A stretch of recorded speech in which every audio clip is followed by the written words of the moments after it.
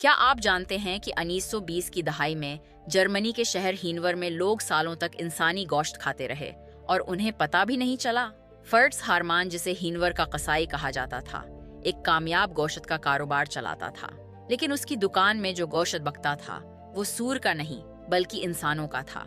वो अपने साथी हांस ग्रांस के साथ मिलकर बेघर नौजवानों को अपने घर ले जाता, उनका गला काटकर कत्ल करता, फिर उनके जिस्मों को टुकड़े टुकड़े करके बाजार में बेच देता। जब दरिया से इंसानी खोपड़ियां मिलीं तो पुलिस को शक हुआ। तहकीकात से पता चला कि पूरा शहर सालों से इंसानी गोश्त खा रहा था। हारमान ने 24 कत्ल का एतराफ किया और बाद में उसे फांसी दे दी गई। ये जर्मनी का सबसे खौफनाक कैनिबल केस बन गया।